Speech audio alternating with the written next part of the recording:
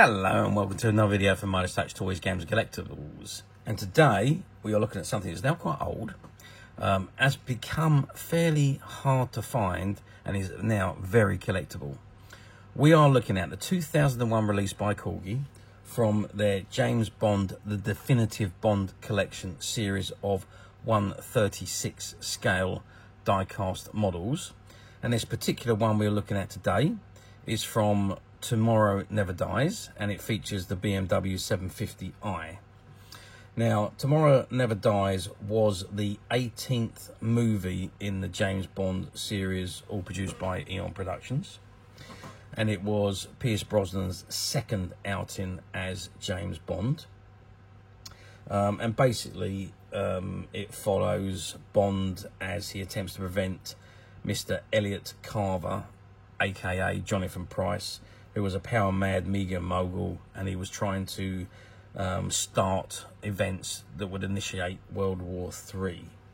And so basically he manages to prevent that from happening. Incidentally, the Bond girls in this particular movie was Terry Hatcher from Superman fame and Desperate Housewives, and Michelle Yeoh, who is a very, very famous actress and has recently been in Star Trek Discovery. Okay, this is the item in front of us, and this is the box, and at the very top of the box is a 007, the Definitive Bond Collection, and it says Tomorrow Never Dies, and you've got the 007 logo at the top there, and just behind the window you can see the model, and you've got the Corgi logo on the bottom left-hand corner. It says 05101 BMW 750i, and then on the right-hand side you can see Terry Hatcher, as she appeared in the Bond movie. Okay, that's the front of the box. Just turn it to the side, and there's Michelle Yeoh on the side there, and it says 05101 BMW 750i, Tomorrow Never Dies, 007, and you've got, again, the Corgi logo at the bottom there. And if I just turn the box around to the other side, you've got Pierce Brosnan as James Bond there, and it says 05101 BMW 750i, Tomorrow Never Dies, 007, and the Corgi logo at the bottom there. Okay, let's move it to the back, and this is what we've got on the back of the box. And again, you've got that image of Pierce Brosnan as James Bond holding his pistol. And it says 007, the Definitive Bond Collection, Tomorrow Never Dies. A British warship is mysteriously sank in Chinese waters. Someone is hell-bent on turning the world's mightiest nations against each other. But who? Aided by Chinese agent Wei Ling, James Bond is given just 48 hours to prevent World War III in a spectacular roller coaster ride of destruction as he battles against the power-mad media mogul Elliot Carver. BMW 750i. During a dramatic chase in Hamburg car park, Bond finds himself driving his BMW by remote control from the back seat, aided by 12 heat-seeking missiles, chain cutter, reflatable tyres, tear gas jets, and a tyre shredding spike dispenser. He dismisses Carver's thugs with ease, proving not all backseat drivers are to be ignored. And you've got the Corgi logo at the bottom there. And if I just lift the box to the bottom, where you have all the copyright information, it says Tomorrow Never Dies, copyright 1997, Danjig LLC and United Artists Corporation, all rights reserved, 2000, Eon Productions Limited and Danjab LLC, not suitable for under 14 years old. Some models may contain fine detailed parts or edges. 2001 Corgi Classics Limited, Leicester, LE3 2RL, Great Britain. Retain the address for future reference, and please visit the Corgi website www.corgiclassics.com. Made in China, barcode, all rights reserved, and you've got all the licensing information at the bottom. Okay, that is the item in the box. What we're going to do now is we're going to open the box, we're going to take it out, and we're going to have a good look at the item itself. Okay, so I've removed the model from the box, and this is what we've got. So it is still sitting on the plinth there, the display plinth. I mean, it looks fabulous on the display plinth, so I've left it on there. I haven't removed it. I haven't looked to see if I can at the moment. But you get this set with it, and this lists you all the other vehicles in the same Definitive series with all their item numbers and the models of the vehicle. You've also got the torpedoes. There's 1, 2, 3, 4, 5, 6 torpedoes in here, and you've got the operating instructions of the torpedoes and how they load. You load them into the top of the sunroof. They're spring loaded, they lock in, and then there's a button on the side that you press to release them. Okay, so that's the instructions. I haven't opened it, it's all still sealed, so there we are. So this is the model. I'm just going to have a look how well that, oh yeah, that's far too well strapped on for me to actually take it off. So I'm not going to remove it, but you can see the sunroof there, the torpedoes loading. You can see the springs. Hopefully you can see the springs just inside the top of the sunroof there. Sunroof does lock down. It's not going to stay down at the moment because the band that holds it down is actually pressing the button. Now that when you press that button, you can see that button, I'm pressing it in, it fires the torpedoes. You know, if I can't actually get that to lock in because the band is preventing me from keeping that closed, but it closes all the way, and you press the button and it opens up and fires the torpedoes, or the missiles, whatever you like to call it. So that's the functionality. The other functionality is obviously the free rolling wheels. The wheels turn freely, but it is a very nice looking model, and obviously it's all based on the one seen in the movie, with the BMW logo at the front. You can see the registration number just at the front there as well, and I believe, yeah, you've got the registration number on the back there as well. So it is die cast silver metal with black trim, and I believe all of it is die cast metal. It's very heavy, this particular model. Obviously plastic windows, and the missiles are plastic. I think the number plate is also plastic, but the rest of it all appears to be die cast metal. So really, really lovely model. Now it is a 1/36 scale, which means it measures, we measure from the front to the back, we're looking at about 14 centimeters, if you can just see that. And if I measure across the top, we are looking at about 5 centimeters. And if we go height wise, we measure from the bottom of the wheel to the top of the sun, with the sunroof closed, we're looking at about 4 centimeters, and it'd be about 4.5 with the sunroof open. So inside you can just see through the window there, you can see the firing mechanism on the top. So the torpedoes lock in at the back there, and then you've got the button on the side there which will fire the missiles.